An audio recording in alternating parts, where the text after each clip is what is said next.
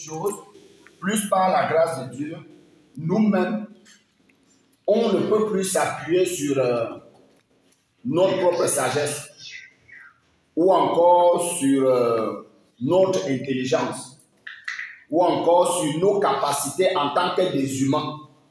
Parce que tout de suite, on va fonctionner reconnaissant la grâce que Dieu a mise dans tout un chacun. Parce que parfois, on se retrouve buté et bloqué parce qu'on pense tout faire et on pense tout maîtriser. Or, dans l'Église, aucun de nous ne maîtrise pas tout. C'est-à-dire que chacun de nous a juste un petit pan que Dieu lui a donné pour les autres.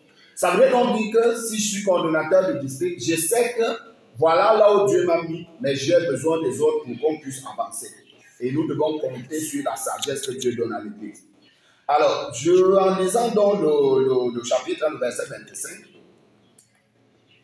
la Bible dit, car la folie de Dieu, car la folie de Dieu est plus sage que les hommes, et la faiblesse de Dieu est plus forte que les hommes. Donc, la sagesse de la folie de Dieu est plus sage que les hommes. Et la faiblesse de Dieu est plus forte que les hommes. Et quand on descend au verset 26, il dit, considérez, frères, que parmi vous qui avez été appelés, il n'y a ni beaucoup de sages selon la chair, ni beaucoup de puissants, ni beaucoup de nobles.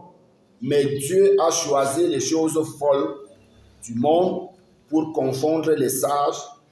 Dieu a choisi les choses faibles du monde pour confondre les fortes. Et Dieu a choisi les choses viles du monde et celles qu'on méprise, celles qui ne sont point, pour réduire à néant celles qui sont, afin que nulle chair ne se glorifie devant Dieu. Or, c'est par lui que vous êtes en Jésus-Christ, lequel, et de par Dieu, a été fait pour nous sagesse, justice et sanctification et rédemption. Ça veut dire qu'on peut donc se rendre compte, bien aimé, que Dieu ne fonctionne pas une fois de plus comme nous les hommes. Regardons un peu, et j'ai fortement été une fois de plus édifié pendant que le pasteur Boba revenait et prenait l'exemple de Moïse. Et je me suis rendu compte, en fait, Dieu ne travaille pas avec nous en se tenant sur nos capacités en tant que des humains ou sur notre position en tant que des humains. C'est que Dieu veille que même si même dans ce monde, on est un homme intelligent, un homme fort, on est un homme puissant, Dieu veille d'abord à ce qu'il nous réduise d'abord. On descend à son niveau, on descend au niveau de la compréhension de ce que lui il est avant de commencer à travailler avec nous. Et pendant qu'il prenait l'exemple de Moïse, et on va se rendre compte que Moïse, il grandit quand même dans la maison de Pharaon, il reçoit l'éducation, c'est un homme grand, c'est un homme sage, c'est un homme intelligent, c'est un homme qui a tout ce qu'il faut, que quand il prend la parole devant les hommes s'alignent. Mais quand Dieu va le prendre pour travailler avec lui, qu'est-ce que Dieu fait? Il le descend d'abord complètement. C'est pour ça que de quelqu'un qui a été préparé pour succéder, Dieu l'amène au désert pendant 40 ans et il devient un berger de moutons. Ça veut dire que Dieu détruit d'abord tout ce qui est comme sagesse humaine en lui.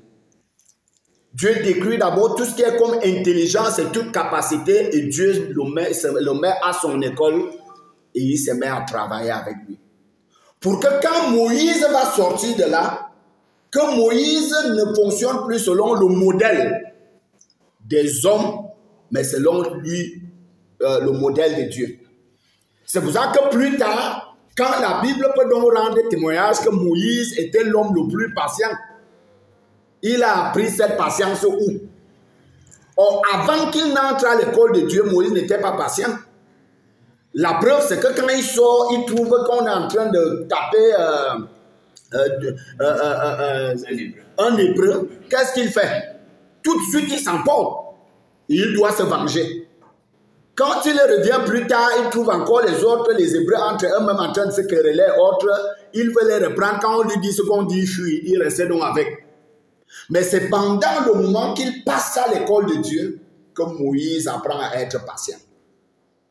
Que Moïse peut maintenant revêtir le caractère de Dieu et il peut donc être ce leader dont Dieu en a besoin. Donc pour nous également, il est très important que pendant donc que nous évoluons, pendant que nous servons, chacun dans sa responsabilité, que nous puissions compter sur la sagesse et sur la grâce que Dieu dépose sur nous.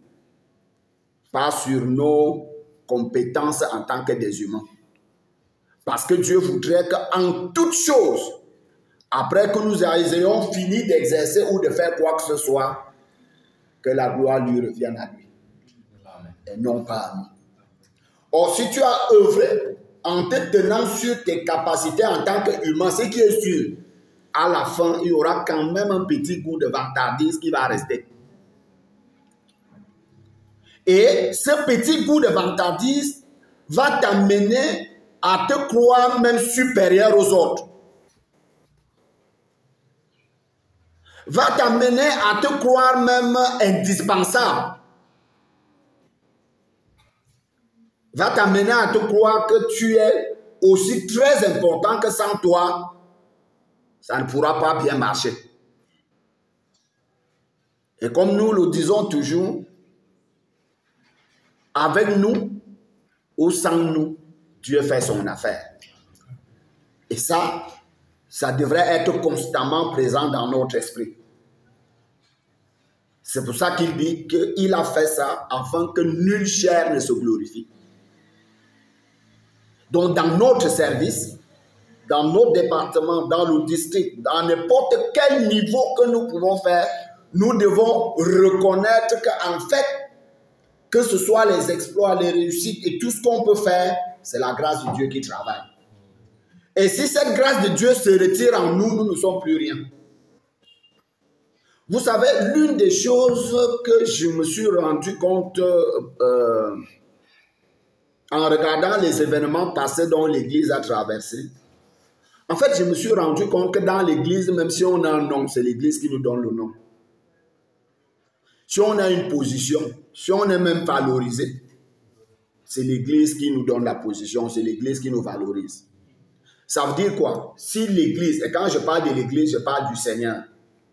Si l'Église nous vomit, on peut même être un grand aujourd'hui, craint de tout le monde. Mais si l'Église nous vomit, on ne devient rien. Ça veut dire qu'on n'a que de valeur à cause de l'Église. Amen. C'est pour cela donc qu'il devient donc très important que pendant que nous avancions, que nous sachions qu'aucun de nous n'est supérieur à l'autre. Et on peut donc prendre 1 Corinthiens 2, le verset 1 à 5. Si quelqu'un a trouvé, il lit pour nous. 1 Corinthiens, pendant que j'avançais, je me suis quand même rendu compte de ça. 1 Corinthiens, le chapitre 2, le verset 1 à 5. 1 Corinthiens, chapitre 2, le verset 1 à 5. Pour moi, frère, lorsque je suis allé chez vous, ce n'est pas avec une supériorité de langage ou de sagesse que je suis allé vous annoncer le témoignage de Dieu. Car je n'ai pas eu la pensée de savoir parmi vous autre chose que Jésus-Christ et Jésus-Christ crucifié. Moi-même, j'étais auprès de vous dans un état de faiblesse, de crainte et de grand tremblement.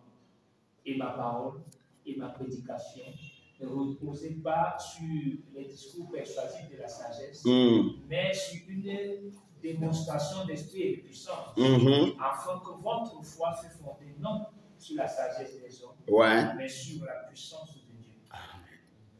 Donc, Paul dit donc que quand je suis venu vers vous, ce n'était pas avec un langage de supériorité.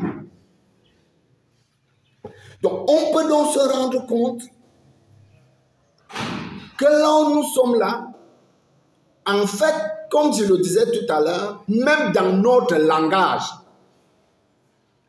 on ne devrait pas voir comme si nous fonctionnons étant des chefs, étant des personnes qui dominent sur les autres, étant des personnes qui se croient supérieures aux autres.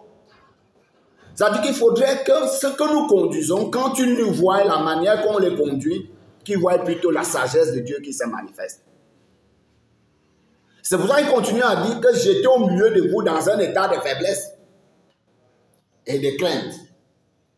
Et pendant que j'apportais la parole, je ne m'appuyais pas sur ma sagesse.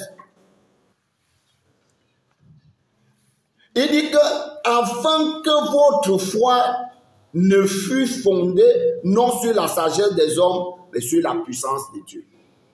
Vous savez, bien aimé, l'un des défis que je crois que nous sommes appelés à relever et qu'il faudrait que Dieu nous aide chacun dans son domaine, c'est qu'il ne faudrait pas que les gens respectent ou se soumettent à nous parce qu'ils ont peur de nous. Parce que si on réussit l'exploit que les gens se soumettent à nous parce qu'ils ont peur de nous, ça veut dire qu'on est passé à côté. Amen.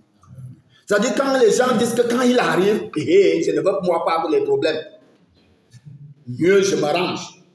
Tu vas avoir un groupe de personnes que quand tu parles, tout le monde avance. Mais en fait, tu as raté la cible. Or, il faudrait que même dans notre direction, la manière que nous conduisons les gens, qu'ils se soumettent à nous par compréhension, parce qu'ils ont compris ce que Dieu attend d'eux. Ça voudrait donc dire quoi? À la fin, donc, ils ne se soumettent pas à l'homme, mais ils se soumettent à Dieu via le leader que Dieu a mis devant eux. Et ça, quand on arrive à ce niveau, on va se rendre compte que les choses vont normalement. Amen. Et nous sommes les premières personnes à qui Dieu devrait faire la grâce de comprendre de pareilles choses. Et tout cela passe par le langage même que nous tenons pendant que nous sommes avec les eux. Parce que si nous avons un langage d'autorité, un langage de supériorité, un langage que quand on entre, on commence à gronder tout le monde. Et les gars disent, bon, comme nous on a peur d'être grondés, mieux on avance. En fait, on réussit tout simplement à former des hypocrites. Amen. Et je prie que Dieu nous aide à comprendre ces choses. Pour qu'on ne forme pas les hypocrites. Pour que leur foi, leur manière de servir ne soit pas fondée sur la crainte parce qu'ils nous craignent. Mais que leur manière de servir soit fondée sur la compréhension qu'ils ont de Dieu. Amen. Alors, on peut donc lire maintenant, on va prendre juste 1 Corinthiens, le chapitre 3, à partir du verset 4, et les autres, vous allez lire à la maison, parce qu'on a dit qu'on n'allait pas prendre assez de temps. Le chapitre 3, oui, le verset, à partir du verset 4. 1 Corinthiens, chapitre 3, verset 4. À 10, ouais. À 10. Quand l'un dit, moi, je suis de Paul, ouais. Et un autre, moi d'Apollos, n'êtes-vous pas des hommes? Qu'est-ce donc qu'Apollos? Qu'est-ce donc Paul? Des serviteurs par le moyen desquels vous avez cru, selon que le Seigneur l'a donné à chacun. J'ai planté, Apollos a arrosé, mais Dieu a fait quoi? En sorte que ce n'est pas celui qui plante qui est quelque chose, ni celui qui arrose, mais Dieu qui fait quoi? Celui qui plante et celui qui arrose sont égaux. Et chacun recevra sa propre récompense selon son propre travail. Car nous sommes ouvriers avec Dieu. Vous êtes le champ de Dieu, l'édifice de Dieu. Selon la grâce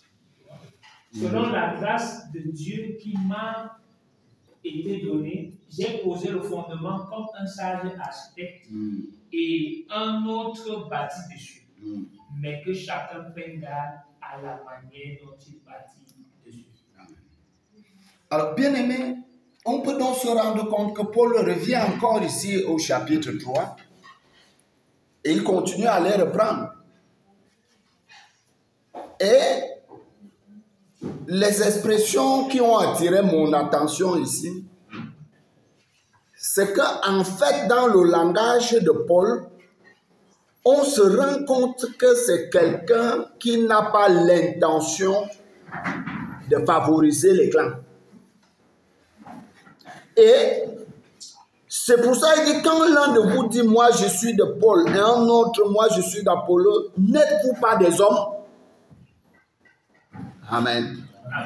Ça veut dire donc dire quoi? Même nous-mêmes, pendant que nous fonctionnons, ce qui est sûr, et ce qui sera même d'ailleurs toujours sûr, c'est qu'il y aura quand même des petits groupes de personnes qui aimeraient mieux s'attacher à nous. Mais le problème, ce n'est pas eux. Mais nous, quelle sera notre attitude? C'est ça le problème. Parce qu'en temps normal, c'est normal. Les brebis, ceux dont nous conduisons, plus eux peuvent avoir l'appréciation, je dirais même humaine. Ils peuvent avoir l'appréciation selon ce qu'ils se voient faire. Et beaucoup commencent à s'attacher à toi. Bon, la question donc, est-ce que c'est eux qu'on doit blâmer? Non. Mais quelle est ton attitude à toi? Est-ce que ça te fait un peu hausser les épaules et commencer à voir que vraiment la qualité que tout le monde se confie à moi, la qualité que tout le monde vient vers moi, la qualité vraiment et tout ça, donc moi-même je sens que je suis. Oh, c'est des choses qu'il est important de faire attention. C'est pour ça donc que Paul va recadrer. Il va donc dire, qu'est-ce donc Apollos? Qu'est-ce Paul? Des serviteurs par le moyen desquels vous avez cru. Parce que ce n'est pas nous, en fait, permettez-moi l'expression, en tant que des humains qui bâtissons l'église, mais c'est le Seigneur qui bâtit l'église en nous. Ce n'est pas nous. Nous, on ne peut rien faire, on ne fait rien. On n'a même rien. Donc, nous sommes juste les instruments par lesquels le Seigneur passe pour faire ce qu'il veut dans son église. Ça veut dire donc dire quoi? Quand même Dieu t'aura utilisé pour la vie d'un frère, ou dans ton district, ou dans ton département, ou dans ton couloir, et que tout le monde commence à parler autre et tout ça là, en fait, si tu ne fais pas attention, tu peux facilement tomber dans l'orgueil. C'est pour ça que quand ça commence déjà à venir, il faut tout faire pour remettre à Dieu. Amen. Pour reconnaître que ce n'est pas toi qui fais, mais c'est Dieu qui fait en toi. C'est pour ça qu'il dit, j'ai planté, Apollos a arrosé, mais c'est lui qui fait croître, c'est Dieu qui fait croître, n'est-ce pas? Vous savez bien aimé, on peut avoir des beaux discours, on l'a toujours dit, on peut avoir des bonnes manières, mais si la main de Dieu n'est pas dans ça, ça ne produira rien. Amen. Et là où nous sommes là, on peut donc se rendre compte qu'en fait, nous ne sommes rien, mais c'est Dieu qui est tout en tout. Et au verset 9, il dit, car nous sommes ouvriers avec Dieu. Vous êtes le champ de Dieu, l'édifice de Dieu. Bien-aimés, je voudrais que pendant que nous avançons, et c'est mon souhait, que Dieu nous donne permanemment de garder en esprit que cette affaire, ce n'est pas notre affaire. Cette affaire a un propriétaire. Et même tout ce que nous voyons là, en fait, c'est son champ. Et nous sommes juste comme un cultivateur qui a son champ et qui, pour le rentabiliser, même quand il ira prendre des ouvriers, il sait les objectifs qu'il va atteindre. Et même quand lui-même il devra travailler, en fait, quand il se lève le matin, il prend la matière. S'il ne prend pas la matière ne va pas bouger. En fonction du résultat qu'il veut. il lime la machette, n'est-ce pas? C'est pour ça qu'on voit souvent pour les autres, quand il est trop énervé, même quand l'envie du meurtre est montée dans son cœur, en fonction du niveau, l'envie est montée, même quand il veut limer la machette, c'est en fonction de ça aussi. Donc, il peut rendre la machette bien tranchante ou moins tranchante. En fait, c'est lui qui rend la machette tranchante comme il veut. Et on peut se rendre compte que même c'est lui qui va en brousse le cultivateur en fonction du champ, des arbres, c'est pas moi qui va affronter là-bas. C'est en fonction de ça aussi qu'il choisit l'outil de travail. C'est en fonction de ça aussi que lui-même, il lime cette machette en conséquence. Et quand il arrive là-bas, la machette elle-même ne s'utilise pas elle-même. En fait, la force de la machette vient de celui qui manie la machette. Amen. Ça veut dire que nous-mêmes, là où nous sommes là, en tant qu'ouvriers de Dieu, l'Église étant le champ de Dieu, c'est Dieu qui fait de nous le type d'instrument qu'il veut. Dieu faisant donc de nous le type d'instrument qu'il veut, c'est lui également qui nous remplit comme il veut, qui nous capacite comme il veut, qui peut permettre que chacun s'en sort mieux dans tel couloir, l'autre ne s'en sort pas. Mais seulement dans tout ça que Dieu nous aide pour que ni la concurrence, ni l'orgueil ne montent pas dans notre cœur. Amen. C'est pour cela que si on le comprend, on va se rendre compte que, comme on priait tout à l'heure, que Dieu nous aide davantage à ce qu'on fonctionne dans cette unité. Ça veut dire quoi? Quand un district est en mal, une assemblée en mal, un département est en mal, c'est nous tous qui sommes en mal.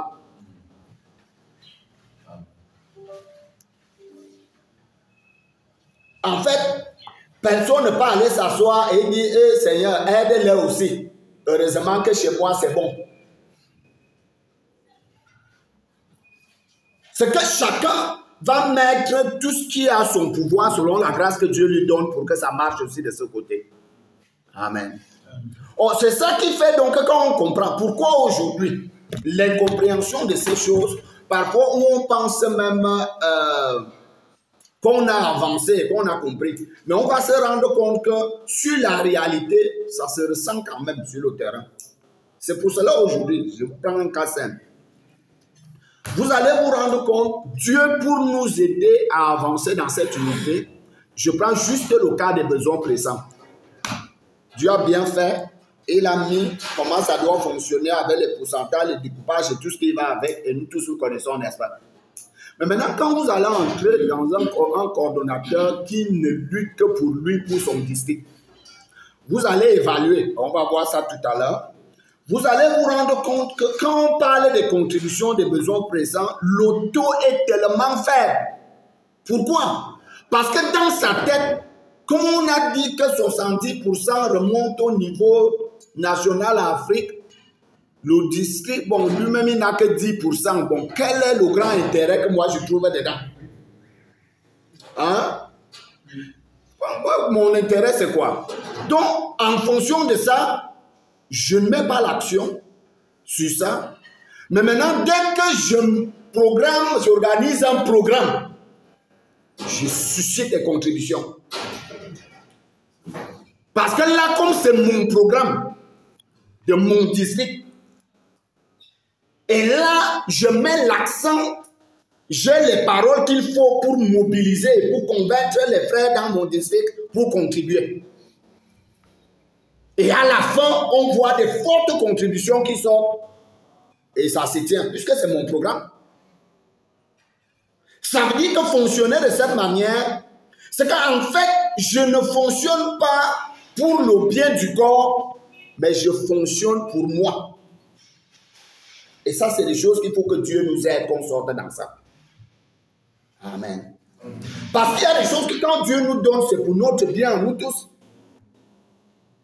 Parce que ce que tu envoies comme contribution de besoins pressants, c'est ça qui va aller aider le gars qui est, par exemple, je ne sais pas moi, en Vunkan là-bas en difficulté, qui est aussi de l'église. Amen. Or là où nous sommes là, étant donc ouvriers dans le champ de Dieu, que Dieu nous aide pour que nous tous, parlant un même langage, avançant d'un même pas par la grâce de Dieu, ayant le même regard, le regard de Dieu, que nous travaillons tous pour le bien du corps. Amen. Ça veut donc dire que quand Dieu a dit, voilà comment est-ce que je voudrais que vous fonctionnez, l'instruction est venue, qu'on rentre tout simplement là-dedans. Et c'est la même chose que quand tu rentres dans ça, le pasteur lui-même pour lui aussi s'asseoir. Il commence à réfléchir, c'est moi qui produis tout l'argent en assemblée, ici moi il reste même avec quoi? Amen. Oh, c'est des gens qui ont des réflexions qu'on doit tuer. Parce que là où nous sommes là, nous tous nous sommes appelés à prêcher l'évangile à partir de l'assemblée du district national jusqu'en Afrique. Or, c'est la somme de toutes nos contributions qui fait cela. Donc, j'ai pensé qu'il était important que Dieu nous aide et vraiment, je vous prie de méditer même encore davantage sur ce livre de 1 Corinthiens. Pendant que je l'aurais parcouru, j'ai compris qu'on a des grands défis à relever. Amen.